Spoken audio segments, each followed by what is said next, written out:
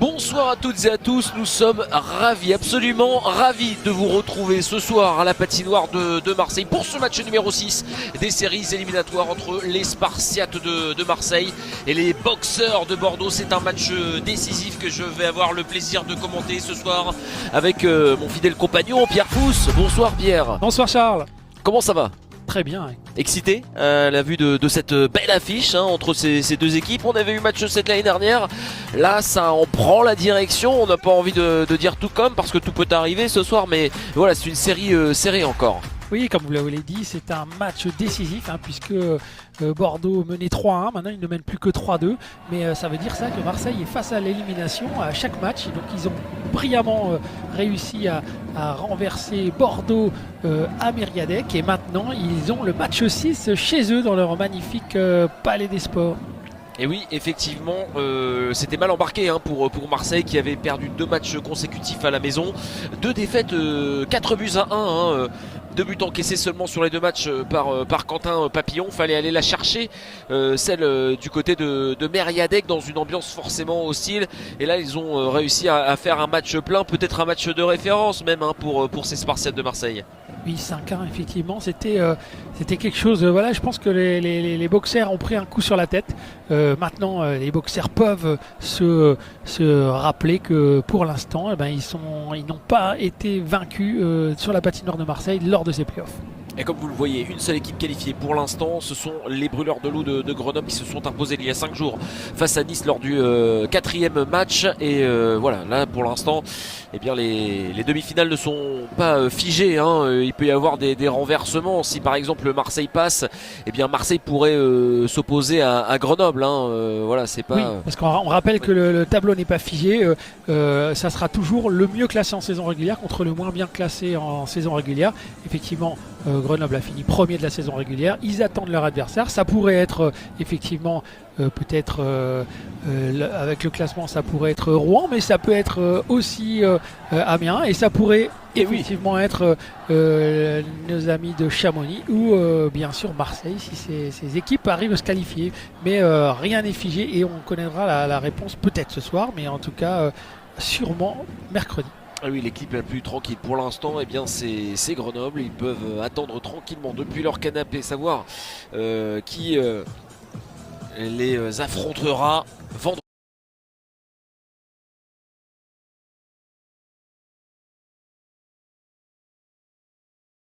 Avec le 4e match, et voilà, là pour l'instant, eh bien les demi-finales ne sont pas figées.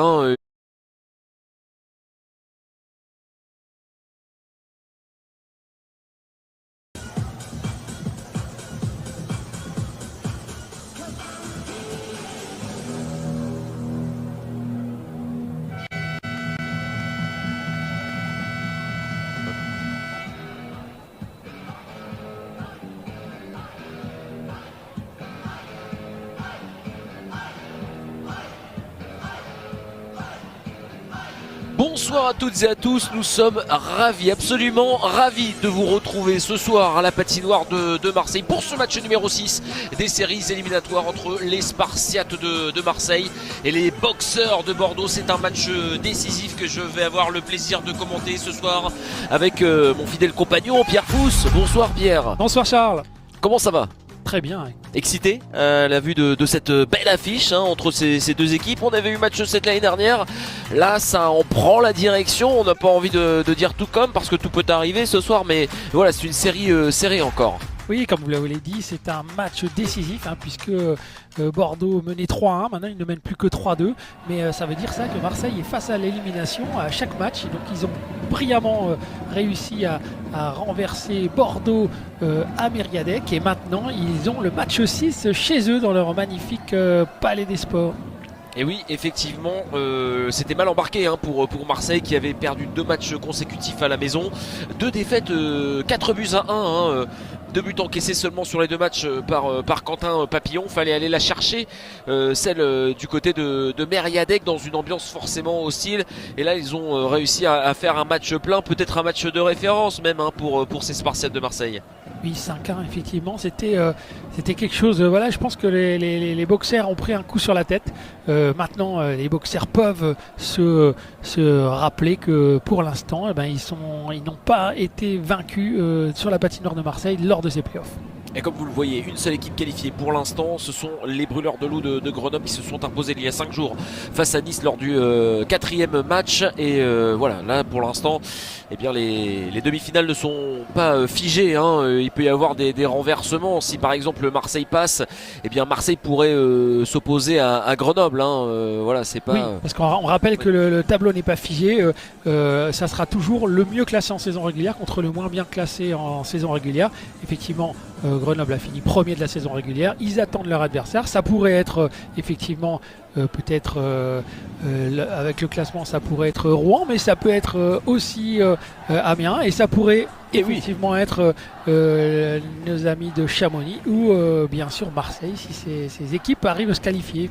Mais rien n'est figé et on connaîtra la réponse peut-être ce soir, mais en tout cas sûrement mercredi. Ah oui, l'équipe la plus tranquille pour l'instant, eh bien c'est Grenoble. Ils peuvent attendre tranquillement depuis leur canapé, savoir qui les affrontera vendredi, hein, parce qu'il y a quand même une longue pause, hein, pour cette formation, quasiment une semaine supplémentaire, alors que ça fait 5 jours qu'ils sont qualifiés. Et en tout cas, voilà, on a cru entendre le speaker nous parler d'un petit problème dans cette patinoire et d'un léger retard pour démarrer ce match, mais on vous rassure, normalement cette rencontre devrait être disputée. On sait qu'il y avait eu un souci de glace, hein, samedi soir du côté des Dragons de Rouen, hein. Le match avait été décalé un jour plus tard pour y affronter les Gothiques d'Amiens. Là ça devrait prendre place ce soir, on l'espère, sinon je vais me remettre en question un petit peu, hein, sur mes qualités de chat noir là peut-être. Non, bien sûr, mais voilà, autant à Rouen il y a eu pas mal de problèmes de glace ces derniers temps. À Marseille, pour l'instant, on n'a jamais eu de match reporté pour un problème de glace ou un problème technique. En tout cas, les supporters sont prêts, ça met des drapeaux de partout. On rappelle, hein, cette patinoire de Marseille qui est la plus forte affluence de France, hein. Ils sont passés devant Grenoble avec plus de 4500 spectateurs de moyenne. Et donc voilà, on voit que je pense que c'est un problème de surfaceuse, parce qu'on voit que la glace n'a pas été finie pour l'instant, donc peut-être que la surfaceuse a dû... voilà, elle est en train de passer. Peut-être qu'il y a eu un petit problème. Voilà, il a fallu peut-être vider les cuves de la surfaceuse, ça arrive. Ou alors peut-être... non, on ne met pas d'essence, hein, puisque ce sont des voitures, des surfaceuses électriques. Et donc voilà. Et là, déjà un but inscrit peut-être, oui, c'est ce qu'on nous montre, parce que le match entre Chamonix et Angers a déjà démarré, et Angers a ouvert le score avec encore un point pour Samy Tavernier, qui est décidément le top scorer, hein, de ces playoffs pour l'instant, avec 8 points il me semble.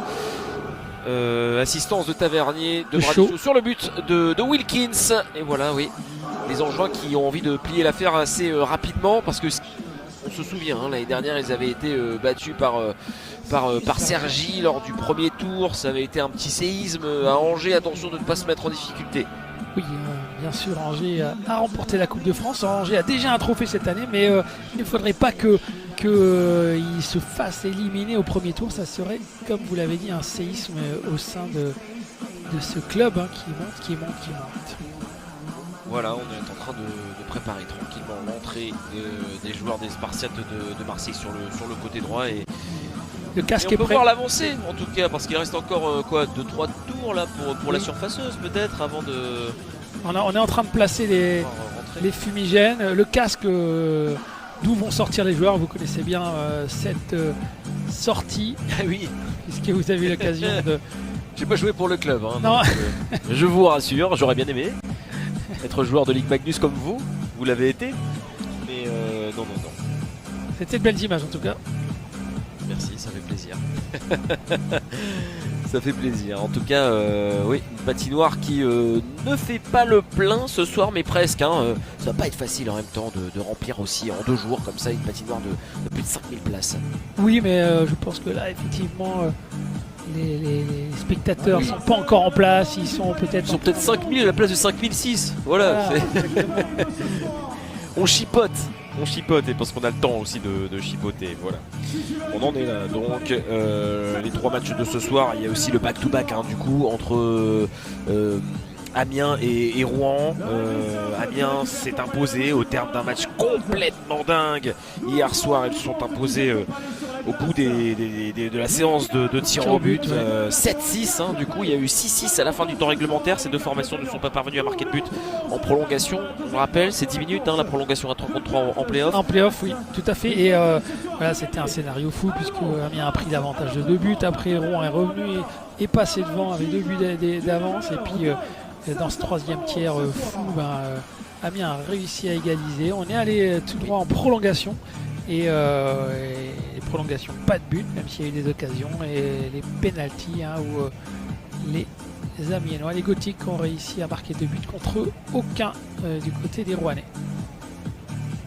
Et donc on en est là, des matchs 6 un petit peu partout et toujours 1-0 côté de Chamonix face à Angers. Et dans quelques instants, voilà, on a l'impression qu'elle a terminé son tour de glace, son tour de piste, la surfaceuse, et que les deux formations vont pouvoir faire leur entrée. Alors comment ça se passe? D'abord les Bordelais qui rentrent et puis les Spartiates arrivent après. Vous avez vécu en direct. Oui, voilà, c'est ça. Oui, c'est très souvent le cas, j'imagine, que ce soit l'équipe à l'extérieur tout d'abord qui rentre et que on suit la formation à domicile.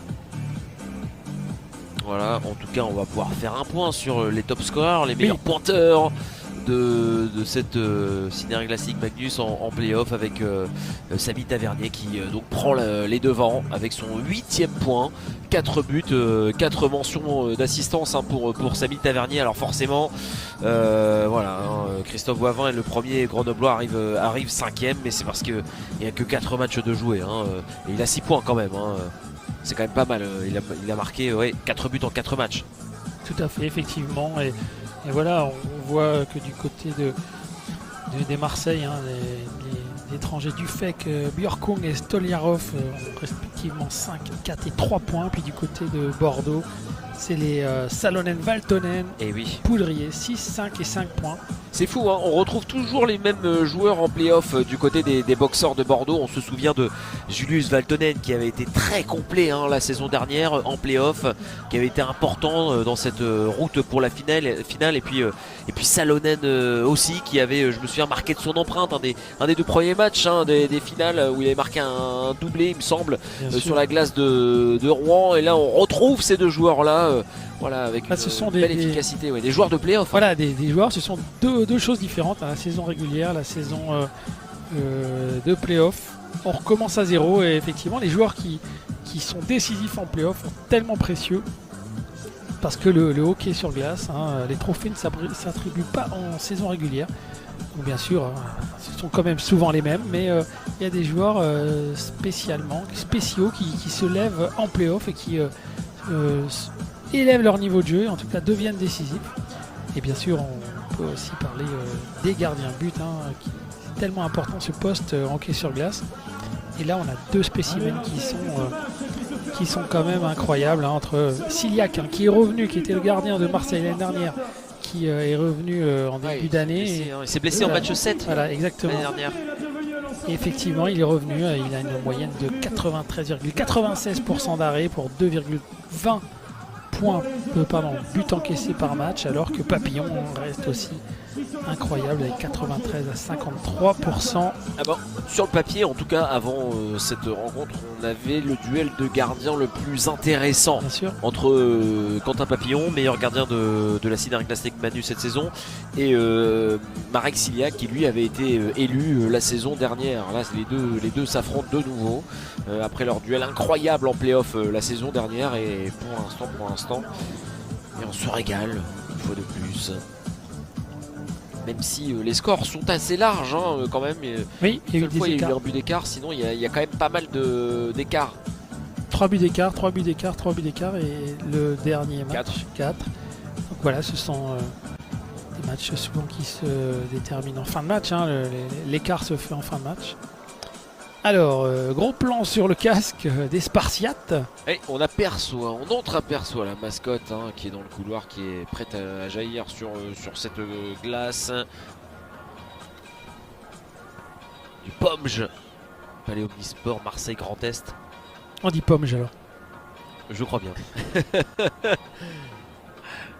On se rappelle du POMGE, c'est un peu long. Hein. On se rappelle du POPB de Bercy, l'Accor Arena, mais le Pomge c'est pas mal aussi. C'est plus pratique.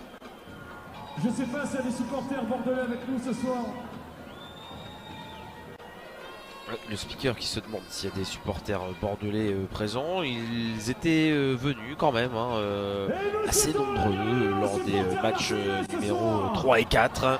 Ils avaient fait du bruit, ils étaient venus avec des tambours pour mettre l'ambiance. Et voilà, on en est là. On en est dans cette série score de 3 matchs à 2 à l'avantage des boxeurs de Bordeaux. Ils sont invaincus à l'extérieur, de grosses victoires ici à Marseille et cette volonté de continuer sur leur lancée et les finalistes de la saison dernière. Cette volonté aussi de prendre sa revanche hein, côté Spartiate de Marseille. Ils ne sont pas favoris les Spartiates. Oui, bah, les Marseillais qui ont quand même réussi l'exploit hein, de se qualifier. On se rappelle que ça fait seulement la 2e saison en Magnus. Hein. Ils se sont qualifiés brillamment l'année dernière. Ils sont allés jusqu'au match 7 contre Bordeaux. Ils reviennent contre la même équipe. Même s'ils ne sont toujours pas favoris, et ils ont quand même l'ambition d'aller pousser encore une fois les boxeurs dans leur retranchement. Eh bien on est dans l'attente hein, comme vous que ce match démarre. Du moins que ces deux formations rentrent sur la glace, hein. Ça commence par là Pierre, quand même. Tout à fait, là on est dans le protocole. On a parlé de tout, là, des supériorités numériques, des top scorers, de la saison régulière de ces deux formations, des affluences moyennes. De quoi est-ce qu'on pourrait parler maintenant avant le début de ce match? Ça va pas commencer avant 20h30 là je pense. Le temps qu'on élimine ces deux formations qui rentrent sur la glace. C'est peut-être un autre problème hein, que celui de la surfaceuse. Alors, on a vu quand même que la surfaceuse était quand même sur la glace alors que c'était encore lors du match parce qu'après il y a quand même tout un protocole. Ouais, il faut attendre ouais. Que la glace prenne. Tout à fait. Et... Ah, on a l'impression qu'il se passe quelque chose quand même.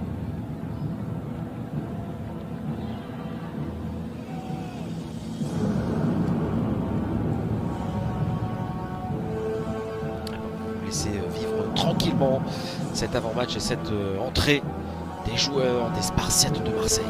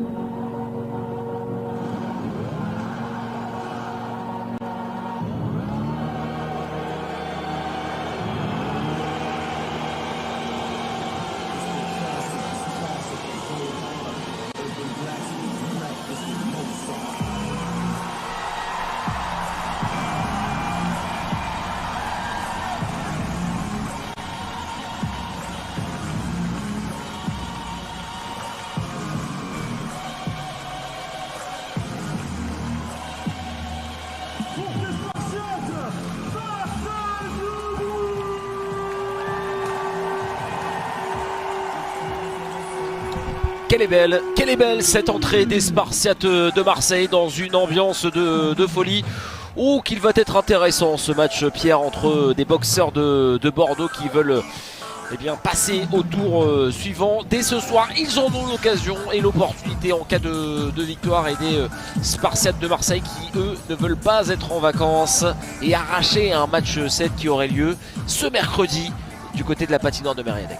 Ils veulent effectivement pousser les boxers à jouer un match décisif mercredi, parce que c'est vrai que les boxers avaient un matelas de 2 matchs, maintenant ils n'ont plus qu'un matelas d'1 match, et c'est vrai que ce match aussi c'est tellement important dans les 3 séries, mais aussi et surtout dans celle-là. Ils sont chez eux, ils se doivent, les Spartiates, d'aller chercher cette 3e victoire. Les derniers mots, les derniers échanges, tous ensemble, de part et d'autre, avant le début de cette rencontre. Ils sont importants, ces moments. Pierre, vous qui en avez vécu, qu'est-ce qu'on se dit dans ces moments-là?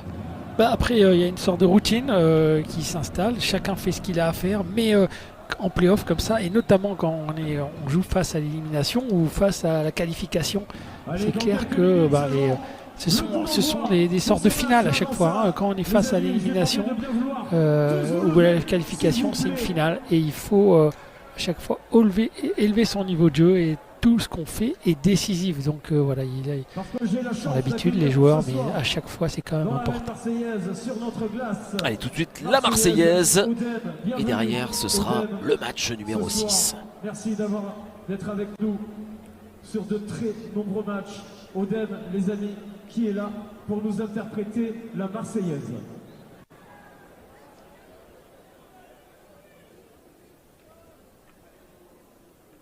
Allons enfants de la patrie, le jour de gloire est arrivé.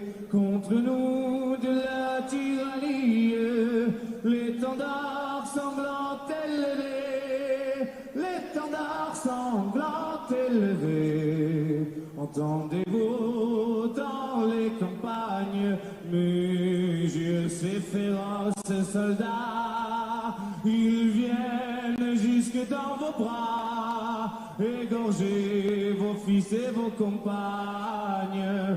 Aux armes, citoyens, formez vos bataillons.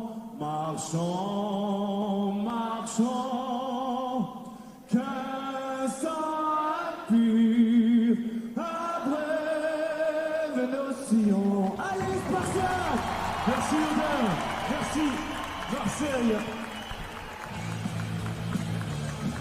Quelle ambiance, cette patinoire de Marseille à quelques instants du début de cette rencontre, de ce match numéro 6 décisif entre les Spartiates de Marseille et les boxeurs de Bordeaux. Oui, ce match a du retard, un petit quart d'heure de retard, mais enfin ce match va pouvoir démarrer. La poignée de main avec Loïc Poudrier d'un côté gauche, côté des boxeurs de Bordeaux, et à droite, eh bien, c'est Teddy Dacosta, l'attaquant des Spartiates de Marseille, ex-international français. Teddy Dacosta, que vous connaissez bien.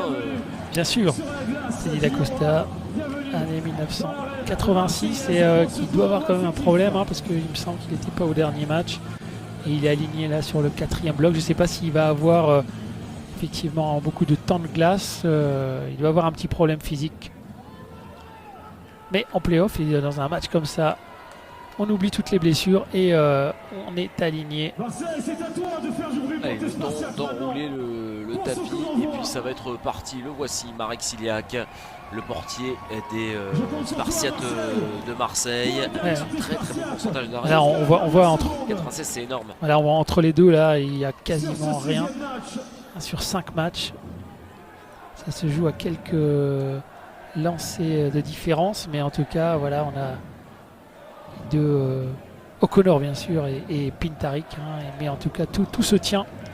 Ouais. C'est vrai C'est un très beau gardien, voilà. En tout cas de cette Senior Glass Ligue Magnus. Il y a un petit écart quand même entre Patrick. Voilà, c'est ça. 4 premiers se tiennent vraiment, ouais, très fort. Et on aperçoit le numéro 24, Enzo Cari, qui est arrivé pour le match numéro 4, lui qui a purgé sa suspension Allez, c'est parti. En tout cas, pour ce match numéro 6 des playoffs, ce match numéro 6 décisif. Les boxeurs de Bordeaux qui ont l'occasion de se qualifier, de valider leur ticket en cas de victoire hein, pour les demi-finales. Attention à cette passe dans l'axe. Oui, ils avaient pris l'engagement, ils ont fait la première offensive, mais les boxeurs là, tout de suite, ont réussi leur première sortie de zone. Ah, et tandis que les Spartiates de Marseille, eux, veulent accrocher un match numéro 7. S'ils n'ont plus le choix, il faut gagner, sinon ils seront éliminés. Allez, pas de voyage à vide tout de suite. Les boxeurs de Bordeaux là qui récupèrent ce palais du saut derrière avec Giroud. Ah, on se souvient qu'il avait été très bon hein, sur Oh, c'est récupéré. Attention, avec ce palais à récupérer.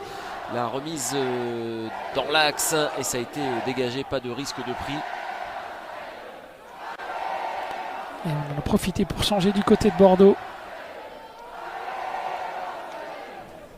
Alors, Ouais, touche le ballon avec Monique. premier gardien qui a touché effectivement le palais, c'était Papillon. Et attention à cette situation là en zone offensive avec ce joueur dangereux aussi, hein, Kalien Le Borgne. Monique. C'est récupéré par les de Marseille. Attention à cette accélération sur le côté gauche, c'est Saladi. Elle était belle cette passe dans l'axe, elle était intéressante. Il a bien été pris là par la défense centrale et la passe n'est pas arrivée jusqu'au Spartiate. Et attention à cette ligne hein, du côté de Bordeaux, très intéressante. On a vu Salonen de retour au banc et Valtonen aussi, hein, deux joueurs qui se connaissent par cœur, qui se trouvent les yeux fermés. Nikita Jefpalovs. Ouais, cette passe qui a été interceptée. Qui a été de pression et d'intensité. Mais oui, elle était montée cette passe. Spartiate. Ils sont dangereux avec un échec avant assez efficace hein, dans ces premières minutes de jeu. Et c'était un peu problématique là pour c'était Jefpalovs là qui avait eu un peu de mal à sortir ce palais. Oui, et tandis qu'on voit Baptiste Bruch hein, qui a tenté un geste difficile, mais c'est un premier lancé.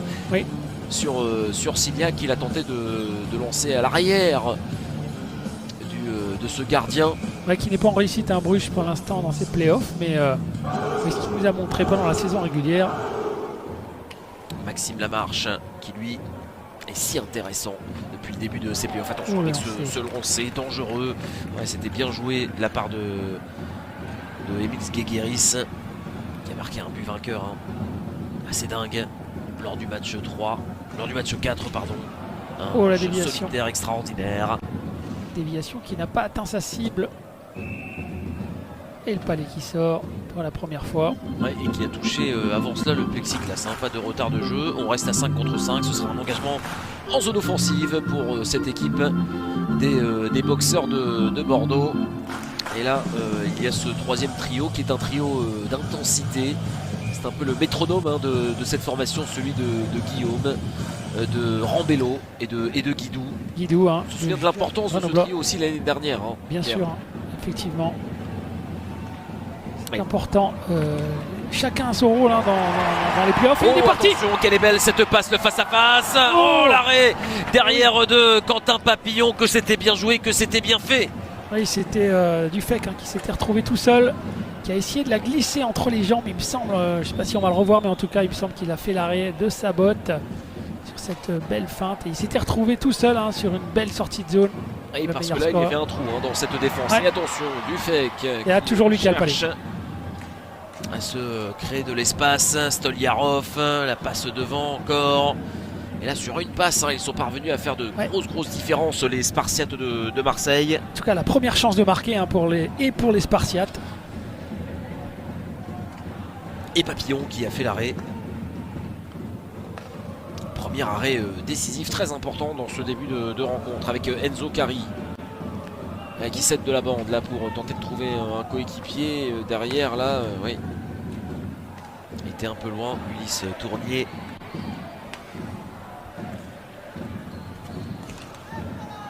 Il est passé dans le milieu. Et attention, là encore, on cherche une nouvelle différence. Bien défendu là. Oui, en tout cas, toujours pas de Polks. On regardait hein, du côté des boxeurs de Bordeaux. Toujours pas de Pompéi également. C'était Giroud, hein, qui s'était infiltré, qui a bien été pris. Attention, il y a peut-être le surnom au 3 contre 2. Et calage à faire, quelle était belle cette passe de Paul Joubert. Et encore un arrêt important signé Quentin Papillon, qui est énorme dans ses premières minutes de jeu, parce que là, ça fait deux situations où il se retrouve en avantage numérique. Un 3 contre 3 qui s'était transformé en 3 contre 2. On a plongé à la cage. Là, alors que là, c'est la première occasion du FEC qui a essayé de la glisser. Et je pense qu'il la touche, peut-être du bouclier. Et là, devant la cage, on fait la passe. C'est Joubert qui fait la passe. J'ai pas vu pour qui, mais en tout cas, Papillon, en ces deux occasions, a maintenu le score vierge. Et c'est très important, on en reparlera. Le premier but est assez important en play-off, surtout dans cette série-là. Oui, bien sûr. Attention, là, il y a encore un trou qui a été trouvé, un lancer lointain. Et derrière, Papillon qui vient faire l'arrêt. Ils ne sont pas dedans dans ces premières minutes de jeu, les Bordelais. En revanche, lui, Quentin Papillon, et dans son match, le portier international français fait les arrêts et conserve ce score du lait vierge. Quel arrêt encore. Alors c'était qui était le droitier là, qui était devant la cage? En tout cas, c'était un jeu en triangle parfait des Marseillais, qui était bien lu par Quentin Papillon. Il va les récupérer là en défense, peut-être une position de hors-jeu. Oui. Palais furtivement sorti et on va changer pour un nouveau bloc du côté des Marseillais. Et pour les arbitres, les deux juges de ligne, Nicolas Constantino, Vinny Bergamelli, et pour les arbitres principaux, Jérémy Rollin et Raphaël Roeder.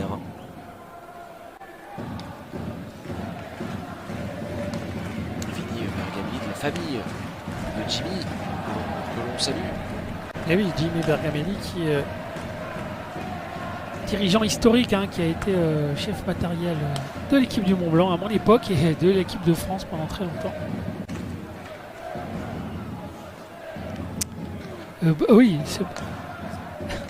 c'est effectivement, oui, bien sûr, Jimmy Bergamelli. Non, c'était l'arbitre international. Je parlais de son père, son grand-père. Oui, voilà, c'est ça. En tout cas, c'est une grande famille. Grande famille de hockey. Il y avait effectivement Jimmy Bergamelli, arbitre international, qui arbitre toujours en Suisse d'ailleurs. Il n'a pas pris sa retraite, contrairement à ce qu'on peut penser. Et oui, ça c'est sûr, oui. On ne le voit plus en France. Et la charge derrière de Valtonen. On a joué un petit peu plus de 5 minutes de jeu dans cette première période. Il y a de l'intensité pour l'instant. Ce sont les Marseillais qui se sont créés les plus grosses occasions pour l'instant dans ce début de match, dans lequel Quentin Papillon répond présent, ça c'est une évidence. Ouais, Jeff Palovs qui a mis sa crosse en opposition, ça peut aller très très vite en transition. Ils sont dangereux. Il est passé là. Par ici à contrôler ce palais en l'air. C'était Bruche, je crois. Oui, effectivement. Stolyarov, avec Nikita Jevpalovs. Le décalage sur le côté gauche. Allez, on temporise. Solution. Oui. Il n'est pas trouvé. Ça défend très bien du côté de Marseille. On n'arrive pas. On est bien placé et les Bordelais pour l'instant n'arrivent pas à trouver comme l'ont trouvé les Marseillais les solutions de passe et les couloirs pour rentrer. Ils sont bien en place les Marseillais. Oui, effectivement, ils arrivent à se projeter et à trouver des couloirs, à trouver des occasions, puisqu'ils en ont eu deux très nettes. Par contre, les Bordelais, même s'ils ont eu des entrées de zone et des opportunités de trouver des couloirs, ils ne les ont pas trouvés pour l'instant et c'est tout à l'honneur de la défense de Marseille pour l'instant qui tient vraiment bien ce match. Il le sent, Olivier Dimé, c'est pour ça qu'il remet encore le quatrième trio pour mettre de l'intensité, pour donner le ton à cette partie du côté des boxeurs de Bordeaux. Mais attention, là ce sont les Marseillais qui vont faire la différence. Attention à cette passe qui a été déviée avec Johan Coulot, international français, la longue passe. Ça a été récupéré finalement. Maxime Lamarche qui trouve à droite Guidou. Il est passé. Guidou, elle est bonne cette passe, le lancer en angle fermé de Julien Guillaume. Et c'est récupéré par la défense marseillaise. Des premières actions sur Ciliac. C'était pas très dangereux, mais c'était bien construit avec une temporisation. On est allé chercher un shoot d'angle. Que c'est bien fait là de la part de Bjorkung. La tentative de 1-2 avec Matchak. Ça a été intercepté finalement. Nouveau palais récupéré. Et cross out signalé par l'arbitre. On les sent bien dedans, ces Marseillais dans ces premières minutes de jeu. Ils se trouvent bien, c'est fluide, ils répondent présent derrière. Et c'est vrai que pour l'instant, avantage Marseille, même si au score, c'est toujours 0-0. 0-0, évidemment. Tout reste à faire dans cette rencontre. Allez, le décalage sur le côté gauche, le Palais qui est dans l'axe avec Giroud. Repoussé en zone neutre. Et Maxime Oh, Lamarche. alors il y a une chute là. Attention, oui. L'arbitre qui Attention, fait signe de l'arbitre, jouer. voilà, on n'a pas vu le deuxième arbitre, mais en tout cas, ça joue. Ça joue et on reste à 5. Attention avec ce lancer lointain. Ouais, donc les bras sont gardés près du corps. Pas de pénalité. Le jeu qui va pouvoir continuer.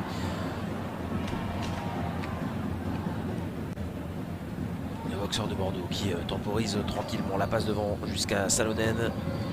Ouais, sous pression, Salonen est obligé de rendre ce palais à l'adversaire avec Colin Mourillon. Ouais, parce qu'il y avait du monde qui était à l'échanger, donc il s'est retrouvé un peu seul, Salonen, dans le coin gauche. Là, il n'a pas réussi à trouver une solution de passe, il a été obligé de reculer. Valtonen, oh attention, pas l'erreur les de Valtonen derrière le lancer et l'arrêt de Quentin Papillon. Il est là pour colmater les brèches. Quentin Papillon dans ce début de rencontre, erreur assez inhabituelle pour Julius Valtonen. Ouais, Il va Sirodin. en profiter derrière, c'est je crois que c'est D'Acosta Oui, mais c'est Sirodin qui avait fait qui a lancé. le forecheck. Et oui, Le forecheck, effectivement, qui avait permis à D'Acosta de récupérer ce palais, de shooter comme il venait. Et, pas assez, en tout cas, il n'était pas assez proche pour inquiéter vraiment Quentin Papillon. mais toujours présent. Oui, et la très pression propre, est là. Quentin Papillon, attention, Oh, cette nouvelle occasion, Stoliarov, je crois bien, et oui, qui vient toucher ce palais, s'est arrêté Sur par Papillon. sur cet essai, effectivement, de Dufek, Stoliarov qui est venu. Le lancer n'était pas très appuyé, par contre, il était très bien placé. La menace se rapproche vraiment du côté Oui. marseillais qui vont Oh trouver. attention avec encore une erreur là, la petite passe. Il y a du fait qui est présent. Alexandre Boivin qui Boivin, n'a ouais. pas pu en profiter. Spinozzi avec le voici Boivin. Ouais, ce palais qui traîne, Paul Joubert. Oui, Dans on l'embuscade. est obligé de sortir le palais, de dégager pour aller changer. Oh là là, que ça va vite, ça va beaucoup trop vite. Oh. Le lancer. Oh, ça a été touché par le bouclier de Quentin Papillon dévié au-dessus. Et ils vont plus vite, mais attention là, Baptiste Bruch, Oh. le petit poc-check et c'est arrêté derrière par Siliac. Ça va d'un but à l'autre, c'est plaisant. Oh, quelle Baptiste occasion. Bruch derrière. Il a essayé qui 3 est fois. Annihilé, stoppé par Stiliac avec ses grosses opportunités. Le jeu qui s'ouvre, on est 2 contre 1. Allez, nouvelle occasion, peut-être Joubert, la Oh. bonne passe, le tir qui vient passer à côté de Quentin Papillon.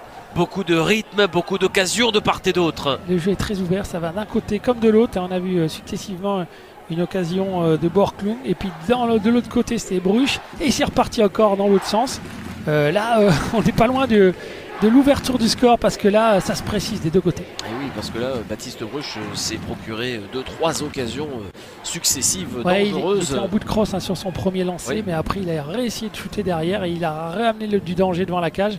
Alors que on l'avait vu là sur l'occasion de Borkung, c'était Salonen qui avait été obligé de sortir le palais et d'aller changer. Et c'est là-dessus que Borkung avait récupéré ce palais et est arrivé lancé pour inquiéter vraiment Papillon. Allez, la remise derrière, 9 minutes et 40 secondes encore à jouer avant la fin de cette première période. On a joué un peu plus de 10 minutes. Maxime Lamarche à la ligne bleue pour tenter de donner l'avantage au boxeur de Bordeaux. Le lancer et qui est arrêté par Siliac. C'est l'une des premières attaques placées en envie de tir Oui. de cette équipe des boxeurs de Bordeaux dans ce premier tiers-temps. On revoit l'arrêt de Papillon. C'était Borkung là-dessus. Et là, effectivement, on a vu qu'il était un peu en bout de course, en bout de crosse. Mais effectivement, première attaque placée. On a vu Lamarche qui a réussi à éliminer son vis-à-vis et être sur l'extérieur avec un lancer qui n'a pas inquiété Siliac. Il n'y avait personne devant la cage. Allez, Marseille qui tente de se dégager, qu'ils le font, ça a été récupéré par les boxeurs de Bordeaux. L'incursion en zone offensive, le palais qui a été mis en fond de zone avec ce pressing. Amonique qui ne parvient pas à conserver ce palais en zone Oh, il offensive. sort. La sortie de Quentin Papillon ou directement sur le banc. Non, mais il n'a pas pris de risque. Oh, Il a pas zéro pris de risque pris, quitte à blesser un de ses coéquipiers. Non, parce qu'effectivement, Oh, il savait ce qu'il faisait. Quentin. de ce côté-là, le plexi est derrière le banc, bien sûr. Il ne faut bien sûr pas shooter au-dessus du plexi. Mais il a pris de la marge parce qu'il ne pouvait pas prendre le risque de rater son dégagement. Et il a mis fin à cette incursion de Marseille. Et un engagement remporté par les boxeurs de Bordeaux en zone défensive. Les engagements vont avoir leur importance évidemment. Un petit empilage de 2 Bordelais là. Oui. Et on a l'impression que ça boite un peu. Non, c'est bon, il va pouvoir revenir. Il est parti. Attention, et là c'est un face-à-face, le tir, la feinte, avec le lancer du revers derrière pour venir tromper Ciliac et donner l'avantage aux boxeurs de Bordeaux. Je crois que c'est Tommy Giroud qui vient ouvrir le score pour cette équipe bordelaise. Mais quel but! Et on l'avait vu, il y avait eu un empilage là-bas entre la rouge et la bleue. Il a eu du mal à se relever, Tommy Giroud. Et puis c'est lui qui, justement, il était en train de revenir de ça. Et il a récupéré le palais, il s'est retrouvé en breakaway. Et il ne faut pas lui donner, oui, vraiment, à la McDavid. Hein. Sur le revers, Lucarne, aucune chance pour Il a dû voir le but de McDavid là, il y a 2 jours. Possible en tout cas, je pense qu'il est capable de le faire tout seul. Mais on a vu, hein, c'était à la base sur une collision entre 2 Bordelais. Il avait du mal à se relever. Ils ont réussi à défendre à 4 les Bordelais. Et le palais est allé sur une relance. Tommy Giroud qui était totalement derrière la défensive des Marseillais. 4e but hein, depuis le début de ces playoffs pour Tommy Giroud. Il y a un but important là qui vient donner l'avantage aux boxeurs de Bordeaux hein, qui ont globalement souffert dans cette première période, mais voilà, c'est un jeu d'erreur le hockey sur glace et c'est marseillaise et tout de suite les Bordelais qui en profitent. Et oui, alors que c'était effectivement les Marseillais qui avaient eu les plus d'occasions, et on a vu aussi que c'est Kevin Spinozzi qui a trouvé cette magnifique relance. Magnifique passe, et là derrière ça vient chauffer là. Pénalité qu'il a appelé. Le bras de l'arbitre qui est levé, je crois que c'est Amonique qui est présent. Le Bordelais, ça chauffe là. Tournier ou Amonique bonne question. Est-ce que c'est 22 ou 23 c'est Tournier. En tout cas, il y a une pénalité qui a appelé effectivement contre Tournier, mais est-ce que Valtonen va le suivre? J'ai l'impression. C'est peut-être peut-être que 4 vont être pénalisés. C'est possible. Alors après, c'est toujours pareil. Est-ce qu'il y en a un qui prend 2 + 2 et l'autre 2 minutes? Est-ce qu'il y a quelqu'un qui a initié la bagarre? Alors on va revoir un peu. Il essaye de passer. Alors Coulot qui vient mettre un coup Tournier. Un petit coup dans le dos. Oui. Et derrière on vient régler ses comptes. Donc les 2 joueurs vont peut-être être chassés. D'un côté et Tournier. Voilà. Il y avait eu effectivement un petit coup mais qui n'avait pas été sanctionné.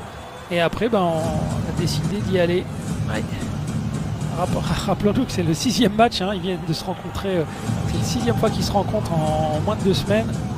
Il y a des petits comptes qui commencent à se régler et des petits. Effectivement, c'est ça les playoffs. Hein. Il faut s'imposer physiquement, il faut s'imposer mentalement. Et on voit que. Et puis on a une pensée pour Bastien Lemaître hein, qui a été blessé en début de série, qui n'est pas là. On regarde peut-être le défenseur des boxeurs de Bordeaux. Oui, c'est tellement. C'est l'histoire qui prend la suite, c'est pour ça. Bien sûr. Tellement dur de ne pas participer au playoff hein, quand on a fait toute la saison. Une pièce maîtresse aussi de cette équipe, Bastien Lemaître. L'enfant de la région du club, exactement. Les boxeurs de Bordeaux, qui fait la fierté. Attention à se lancer lointain. Et beaucoup de trafic, là, beaucoup de monde hein, sur la trajectoire de ce palais. Et donc on joue à 5 contre 5, hein. Les 2 joueurs sont en pénalité, mais elles apparaissent juste au tableau d'affichage, mais pas sur la glace. Ça monte en intensité, hein, forcément. Oui. Le sentiment d'urgence qui se fait ressentir hein, côté marseillais, forcément. Défaite égale fin de saison. Voilà, les Marseillais, c'est le 2e match. Ils sont face à l'élimination. La victoire ou la plage, c'est ça. Ah oui. Après, ils l'ont toute l'année, la plage, quand même. Oui, tout à fait, mais ils n'ont peut-être pas l'occasion. Mais là, oui, mais pas à plein temps. Exactement. Allez, la longue passe. Oh non, ça a été intercepté. Il tente de jouer en transition rapide aussi, hein, les Spartiates. Allez, l'accélération, la passe sur le côté droit. Jurkong.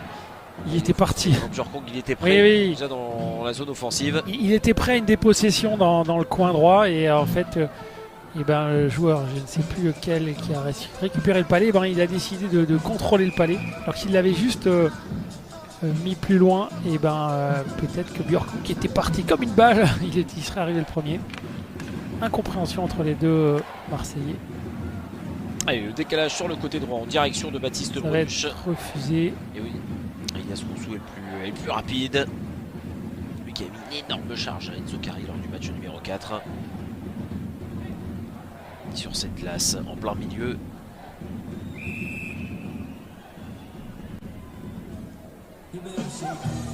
Et ce sera un engagement donc en zone offensive pour les Spartiates. Et remporté une fois de plus par les Bordelais qui les enchaînent, ces engagements remportés en zone défensive.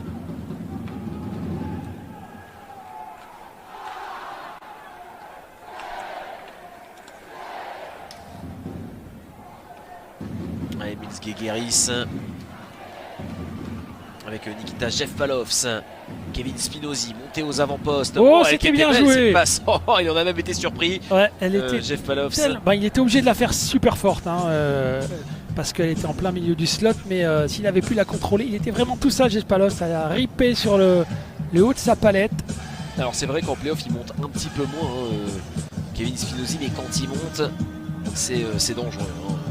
Bien sûr, et puis on se rappelle, c'est lui qui a fait la passe pour Giroud. C'est clair qu'il peut être moins offensif en playoff, mais on se rappelle que l'année dernière, il avait été quand même pas mal décisif dans cette route vers la finale pour les Bordelais. On a aperçu Sébastien Guyon en haut de son perchoir, président de l'unité Spartiate, un gros groupe de supporters de cette équipe de Marseille.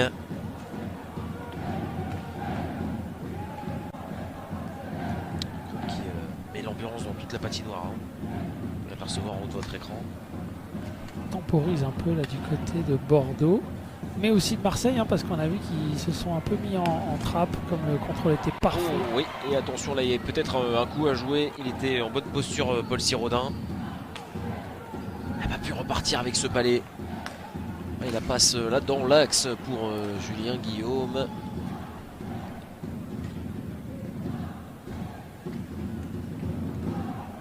Allez, 6 minutes et 20 secondes encore à faire. Bataille tactique là entre ces deux formations depuis quelques minutes. Oui, on a refermé un peu. Ouvert, mais oui, ça s'est bien fait. On a un peu refermé, parce que c'est vrai que là c'était du hurrah hockey pendant quelques du minutes, quoi, pardon du hurrah hockey. J'adore. Du hockey champagne. On n'est pas à Reims, mais en tout cas, c'est vrai qu'il y avait beaucoup d'occasions, et je pense que c'est pas du goût des deux coachs de voir un peu le jeu qui s'ouvre comme ça. Ils ont dû en perdre quelques cheveux hier, les coachs de Amiens et de Rouen. Ah oui, match de playoff qui se finit 6-6. Parce que là, niveau hurrah hockey, on était en plein dedans. C'est peut-être la définition. Oh, que c'est bien fait là de la part. Oh, Mec, en zone défensive qui s'est baladé. ouais, il s'est fait quand même bouger avant qu'il envoie sa dernière passe. Il était parvenu à faire une belle différence. Lui qui était devenu top scorer de cette équipe des Spartiates de Marseille en saison régulière. Et qui Qu'il est encore en playoff. casque d'or, oui. Il fait qu'attention. Les Spartiates qui sont en zone offensive. Lancé lointain de Morillon, le joueur le plus capé de cette équipe des Spartiates de Marseille. Son histoire, qui avait été champion de France de D1, on s'en souvient, lors d'une Final Four à Cergy il y a quelques années. Et oui. Et Paul Marseille, Joubert aussi était ouais, présent. Exactement, qui joue à Gap à l'époque et qui était là en licence bleue. Et c'est vrai que Marseille avait été champion de la D1 Sans monter. sans monter, parce qu'effectivement les histoires de dossiers, et ils sont montés 1 ou 2 années plus tard, du fait effectivement de la rétrogradation du club de Lyon, si je me rappelle bien, pour des raisons De Mulhouse, oui. Mulhouse, pardon. Oui, voilà, c'est Lyon, c'était le coup d'avant, c'était pour Et alors Cergy. que Lyon, là ça se passe plutôt pas mal. Oui, ils viennent de se qualifier en play-off. Et puis on a 3000 spectateurs par match. Ah oui, mais c'est une Aussi. ville de hockey, Lyon, c'est une ville de hockey. À Charlemagne, quasiment plein, alors que c'est une équipe de 3ème division française, des deux, c'est fou.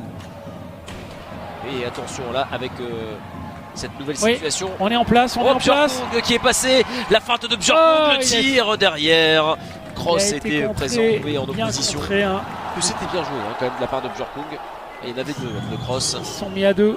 Lamarche et Guéguéris. Il a peut-être un peu trop tardé, parce qu'il s'était mis en super bonne position. Il a voulu gagner encore quelques centimètres pour prendre l'axe. alors qu'il aurait peut-être pu shooter avant. En tout cas, il y a des Spartiates aussi dans les tribunes. Ah oui, un jeu de joueur.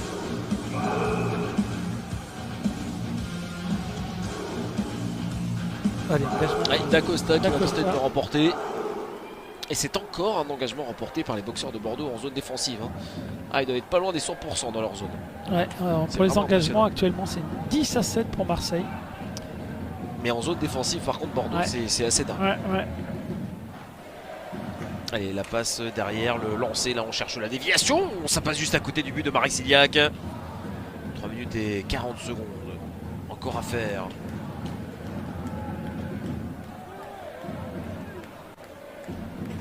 Allez, gros duel dans le coin. Et ce sont les Marseillais qui vont en sortir vainqueurs de ce duel. Le décalage et l'interception de Maxime Lamarche, encore une fois. Ah, c'est vraiment la grosse recrue hein, derrière du côté des boxeurs de Bordeaux pour venir donner un petit peu plus de stabilité, du gabarit, de la technique. Il a toutes ses qualités là, Maxime Lamarche. Et puis il y a la volonté vraiment d'aller chercher un titre hein, du côté des boxeurs de Bordeaux cette saison. Pas beaucoup d'ajustements par rapport à la saison dernière, mais des gros renforts comme Lamarche, celui-ci, Giroud. qui était champion Lamarche. déjà avec Grenoble, qui a été champion Ah oui, avec oui, bien Rouen. sûr, avec Rouen, et c'est ça. Et Et qui, Tommy Giroud aussi, hein, c'est pas mal non plus. exactement, Qui a remporté des Coupes de France avec Amiens notamment, c'est clair. et avec Angers aussi. Je me rappelle plus s'il avait gagné la coupe, mais en tout cas, il avait fait les beaux jours avec son compère Allé Oui. de Angers. Ouh, Allez, il y a des... son échec là en zone offensive avec ce palais qui a été récupéré. c'est Et le lancer du revers magnifique pour venir tromper Siliak. Ils sont en feu ces boxeurs de Bordeaux dans ce premier tiers-temps. Nouveau break de fait, ça fait 2-0. Mais on a vu, hein, Encore Tommy Giroud. on a vu ces deux mises en échec. On a vu la grosse mise en échec dans le coin. Et puis derrière, Dufay qui avait le palais et qui a failli en prendre une grosse. Par contre, il n'a pas pris la mise en échec. Ah, c'est Mais- pas Tommy Giroud, hein. Non, effectivement. Mais en tout cas, Magnifique. on a vu que la mise en échec est ratée sur Dufay. Par contre, il a perdu le palais, Dufay, plein Ah, axe. c'est Poudrier. Ah oui, c'est Poudrier là- qui vient mettre la même feinte Ouais, que la Tommy même Giroud feinte. tout à l'heure. Et Ouais. pour permettre à son équipe eh bien, de prendre un bel avantage. Hein. À la fin de cette première période, 2-0 alors qu'il reste 2 minutes 30. Ils sont saillants, ces Exactement. boxeurs de On a Bordeaux. vu que depuis Très efficaces. l'ouverture du score, eh ben, les Bordelais avaient pris quand même un peu la main. Il y avait beaucoup moins d'occasions pour les Marseillais. Et puis là, on a vu, ils sont allés mettre une mise en échec dans le coin. Une deuxième qui aurait pu trouver la cible, mais c'est Dufay qui, en fait, a perdu le palais directement sur le Poudrier. Poudrier est venu ajuster Oh là là, oui. une deuxième fois. Et on peut dire qu'ils font presque du 100%. Hein, Les erreurs coûtent cher. ouais, ils font presque du 100% parce qu'ils ont eu 2 grosses occasions. Ils ont marqué 2 buts. Les erreurs coûtent cher, coûtent très très cher. 2 minutes et 13 secondes encore à jouer. Et ils en profitent parfaitement aussi, hein, les boxeurs de Bordeaux, de ces erreurs. Tandis qu'en début de rencontre, Quentin Papillon, lui, Ils ont pris la mesure pour l'instant. Ils ont pris la mesure depuis l'ouverture du score. Ils arrivent à bien gêner les Marseillais. oh, avec une Oh, énorme pénalité. charge, le bras de l'arbitre qui est levé. Ouais, Ah, ils vont se retrouver en supériorité numérique là, les Marseillais. Oh, et attention de ne c'est pas bête. perdre ses nerfs, c'est dommage. C'est bête de Ah, faire ils auraient ça. pu prendre une C'était supériorité numérique et derrière. Carrie qui est allé faire une petite corde à linge là, derrière la cage. Je pense qu'il y avait la crosse d'un côté et puis Ouh, oui, là Ouais. c'est haut. Ouais, C'est mais en très fait, très haut. il a été pris entre deux feux. Ah, il a été pris entre deux feux, effectivement. Et en tout cas, le bras tout de suite s'est levé. Alors, Derrière, ça est-ce vient qu'il va, chauffer. est-ce qu'il va le donner à qui? Ah, et Carrie, en tout cas, il est chassé, lui, Ouais. c'est sûr. En tout cas, et alors, est-ce qu'il y a quelque chose par rapport à la vengeance entre guillemets du joueur de Marseille? Là, on va vraiment bien On va voir. bien voir, oui. Cet angle-là. Alors, Ah, c'est Colotti hein, qui prend.